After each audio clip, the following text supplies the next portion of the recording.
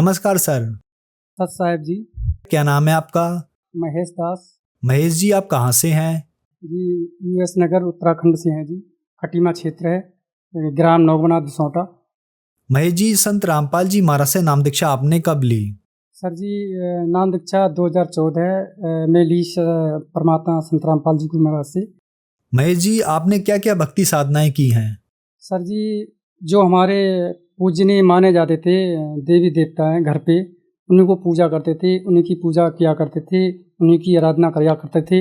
लेकिन उनसे सर जी हमें कोई लाभ नहीं हुआ, और उल्टा ही दास की परेशानियां बढ़ती चली गई, और दास यहाँ तक मरने की कगार में आ गया। इसके शरीर में बिल्कुल वजन कम हो गया था, जबकि दास 25 साल का था और उस टाइम तक वजन केवल 35 केजी ही था। महेश जी, आप संत रामपाल जी महाराज जी की शरण में कैसे आए? सर जी, हम लोग फिलहाल तो गुरु कोई बना नहीं था जी। सर जी, उससे पहले हमने कोई झाड़ फूँक वाले से हमने झाड़ फूँक करवाया था, और थोड़ा बहुत इलाज भी कराया था। तो इससे चलते हुए हमारा जो बीमारी का जो प्रचलन था बढ़ते गया, और हमारे ये पैरालाइस वगैरह डॉक्टर ने थोड़ा सा इलाज कराने के चक्कर में हम लोग गए थे, तो उन्होंने थोड़ा थोड़ा बताया। उन्होंने भी पैसे के लिए बोला इतना इतना पैसा लग जाएगा। तो हमने कहा सर जी हम नहीं करा पाएंगे डॉक्टर साहब।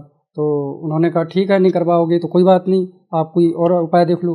तो हमने अपने यहाँ पर झाड़ फूँक वाले हैं, वहाँ से झाड़ फूँक के लिए गए थे। तो उन्होंने हमसे झाड़ फूँक के लिए हमसे बोला गया था कि आप जो हम बताएंगे आप भक्ति क्रिया वही करना, और जो हम कहेंगे उसी चीज़ से आप रहना, अन्यथा आप सही नहीं रहोगे। तो मैंने कहा ठीक है साहब, गुरुजी, मतलब वहाँ गुरुजी ही बोला जा करता था। अब गुरुजी तो हमने बनाया नहीं था कभी, तो इस प्रक्रिया हमें पता भी नहीं ठहरा। तो उसके बाद वहाँ जाने लग गए। तो 6-12 साल मैं वहाँ गया माता के मंदिर पे, जो हमारे इसी नानक माता क्षेत्र में पड़ता है। वहाँ पर हमने 12 साल भक्ति करी, और नौ व्रत का व्रत रखता था, और सोमवार का व्रत रखता था।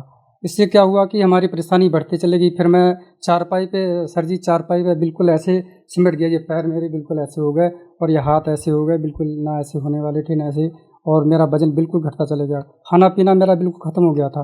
उसके बाद फिर हमने कहा भाई यहाँ तो किसी तरीके का मतलब हमें लाभ भी नहीं हो रहा है। तो उसके बाद हमने ये सारी की मतलब छोड़ने की कगार में चले गए कि भक्ति है ही नहीं कहते। हो सकता है हम आज मर जाएं, कल मर जाएं, और फिर भगवानों को हम गाली देना चालू करने लग गए। हमारा जो दिमाग था ऑटोमेटिक इधर उधर घूमने लग गया, क्या करें क्या ना करें। तो ऐसे करते कराते हम लोग, ऐसी गांव में सत्संग हुआ करता भोले बाबा, जिसको विश्व हरि नाम से जाना जाता है। तो हमारे जो गांव के पड़ोसी थे वो जाया करते थे। उन्होंने कहा भाई तुझे बहुत तकलीफ है यार, चल मेरे साथ चल भाई, और क्या पता तेरी तकलीफें कम हो जाए। तो मैं बोला यार भाई मैं तो वैसे नहीं चल पा रहा हूँ, उठ पा रहा हूँ। बोला चलो मैं ले चलूँगा अपनी बाइक में। तो मैं उनके साथ बाइक में गया, तो वहाँ पर गाना बजाना हो रहा था। तो हमने देखा भाई गाना बजाना सभी जगह होता है, और मैं सत्संग से नफरत करता था। इसलिए नफरत करता था क्योंकि सत्संग से मुझे कोई लेना देना नहीं था। जब हम लोग ये मानते थे कि ब्रह्मा विष्णु महेश ही भगवान हैं, अजर अमर हैं, तो हम भाई ये सत्संगों में जाके क्या करेंगे। तो मैं सत्संग जाना नहीं पसंद करता था। 1-2 बार गया, उसके बाद फिर मैं नहीं जाना हो गया, मेरा ख़त्म हो गया। फिर उन्होंने कहा भी चलते रह। फिर बीच में मैं जाने लग गया। तो ऐसे ही करते कराते मेरे 2 साल 1.5 साल हो गए उसमें जाते जाते, लेकिन लाभ कुछ नहीं हुआ। फिर मैं गया, हम लोग को सत्संग लगा था ये इटावा में। यहाँ से इटावा हम लोग गए, तो वहाँ से हम लोग लौट रहे थे। तो कोई भगत बेचारे ऐसी सेवा कर रहे थे, ज्ञान गंगा पुस्तक। तो उन्होंने कहा ज्ञान गंगा ले लो भाई, ज्ञान गंगा ले लो। तो मैंने कहा भाई क्या है, उसमें पैसे नहीं ठहरे। तो मैंने अपने पड़ोसी से कहा भाई 10 रुपये दे दे यार, ज्ञान गंगा ले लेते हैं। तो उन्होंने कहा भाई ऐसी किताबें तो बहुत बिकती हैं, तो क्या करेगा इसका। तो मैंने कहा भाई ज्ञान गंगा पुस्तक है, मरता क्या नहीं करता। मैंने कहा क्या अब तक कुछ तो ज्ञान होगा भाई, मैं लेता हूँ। और 10 रुपये देते मेरे पास पैसे केवल किराए के लिए ठहरे, कुछ 2-4 रुपये इधर उधर के ठहरे, लेकिन मेरे पास पैसे ज़्यादा नहीं ठहरे। तो मैंने कहा भाई दे यार 10 रुपये। उसने 10 रुपये दिए, और मैंने ज्ञान गंगा ले लिया। ये जो गोलियाँ आती दर्द वाली पत्ता, वो मैं 10-10 गोलियाँ पत्ता रखता था। तो उसके बाद उस पत्ते में से डेली 2 गोली एक दिन में खाता था, और 10 पत्ता मेरी जेब में हमेशा पड़ा रहता था। तो मैंने कहा 2 पत्ते खाए, 2 गोली खाई, और उसके बाद दिन भर चलता रहा। शाम को फिर दर्द होने लग गया। जब वो किताब मैंने पढ़ी तो थोड़ा मेरा हल्का दर्द कम हुआ, और मेरी टेंशन थोड़ी दूर हुई। तो मैंने कहा इसमें कुछ शक्ति है भाई, आप लोग मानो या ना मानो, मैं भैया इसको पढ़ूंगा। फिर मैंने नाम दीक्षा ली संत रामपाल गुरु महाराज से। सर, संत रामपाल जी महाराज से नाम दीक्षा लेने के बाद क्या आपकी परेशानियां दूर हुई? हाँ जी, सर जी आपको पहले मैंने बताया कि मेरी उससे पहले परेशानियां थीं और उसके बाद तो मेरी और भी परेशानियां थी, वो भी हल हुई हैं। जैसे आपको मैंने बताया, मेरे पैरों में दर्द था, मेरे बदन में दर्द था और कुछ दिमाग भी ऐसे ही हुआ करता था इसकी वजह से, तो वो सारी चीज़ सही हुई। उसके बाद बहुत सारे लाभ होते चले गए दास को। और फिर दास ने एक बार अरदास लगाई थी मालिक से, नाम मेरा थोड़ा खंड हुआ था तो थोड़ा परेशानी होने लगी थी, फिर से दोबारा ये दर्द होने लगे थे। तो मालिक ने कहा, बेटा बार बार जो है खंड नहीं होना चाहिए, और खंड करोगे तो परेशानियां झेलनी पड़ेगी। संत रामपाल जी गुरु महाराज के आश्रम से बरवाड़ा से आदेश आया, ठीक हो जाओगी। तो 2-3 दिन के बाद ठीक हो गया।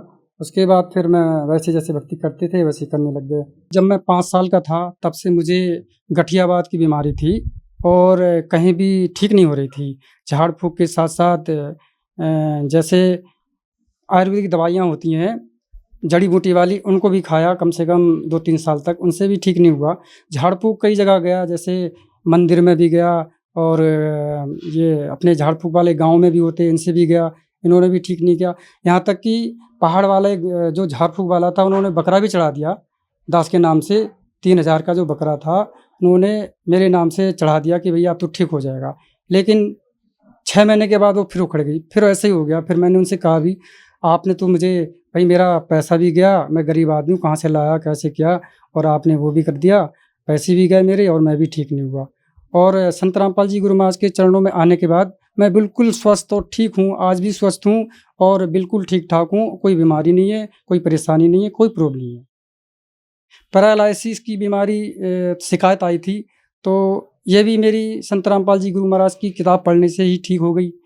नाम तो बाद में लिया। और उसके बाद फिर मेरे छोटे भाई की पत्नी थी, वो 6 महीने से बीमार थी। 6 महीने से बीमार थी और उन्होंने कम से कम 80,000 रुपए उसमें लगा दिए थे। और दास कह रहा था, भाई आप नाम ले लो, नाम ले लो, मालिक जो है संत रामपाल जी गुरु महाराज ठीक करते हैं और आप नाम नहीं ले रहे हो। तो वो गालियाँ करते थे और मांस मछली खाया करते थे। दास भक्ति करता था, इसमें चलते हुए दास को बहुत हो रहा था। तो भाई ने, फिर मैंने उससे कहा नाम सा ले लो। उसके बाद बोले ठीक है। वो तो बिल्कुल मर चुकी थी, शेषशैया पे ऐसे हो गई थी जैसे उनका शरीर, इसमें सांस बिल्कुल थोड़ी थोड़ी रही थी। तो उसने हमसे फ़ोन किया, भैया आप कहाँ हो? तो हम लोग किच्छा थे। किच्छा से जब हम लोग लौटे, उनके यहाँ गए, देखा, बोला यार भाई आप संत रामपाल जी गुरु महाराज के चरणों में ले चलो हमें, हम तो बिल्कुल अब कहीं के नहीं रहे। तो मैंने कहा ठीक है भाई, परमात्मा से हम लोग अरदास लगाएंगे। तो हमने पहले अरदास लगाई थी, तो उन्होंने कहा था, आश्रम से आया था कि भाई आप ना सबसे पहले उसे नाम दिलाओ। तो हमने कहा भाई वो तो जाने लायक नहीं है, वो तो बिल्कुल ऐसी है जैसे मर चुकी है। बोला नहीं, आप जैसे तैसे ले जाओ। तो हमने यहाँ गुरुमुख भगत जी को फ़ोन किया, तो बोले भगत जी जैसा तैसा आप लेके आ जाओ। तो हम यहाँ लाए, तुरंत यहाँ नाम दीक्षा दिलाई। तो उसके बाद उन्होंने एक बिस्कुट खाई, तो उसके बाद थोड़ा उनके माता पिता को थोड़ा विश्वास हुआ कि हाँ भाई ये ठीक हो जाएगी। उसके बाद कुछ समय ऐसे ही चलता रहा, 15 दिन के बाद वो चलने लग गई, तो उनके घर वालों को और विश्वास हो गया। फिर उसके बाद 1 महीने के अंदर स्वस्थ हो गई और आज वो स्वस्थ है, बिल्कुल ठीक ठाक है, अच्छी है, भली है। सर, संत रामपाल जी महाराज जी के शरण में आने के बाद आपको बहुत सारे लाभ प्राप्त हुए। तो जो श्रद्धालु आज आपको टीवी पर देख रहे हैं और वो भी संत रामपाल जी महाराज से नाम दीक्षा लेना चाहते हैं, तो उनके लिए क्या प्रोसेस है संत रामपाल जी महाराज जी से नाम दीक्षा लेने का? जी, चैनल पे जो संत रामपाल जी गुरु महाराज का सत्संग आता है, उस पे नीचे पट्टी आती है, उसमें नंबर लिखे होते हैं आश्रम के।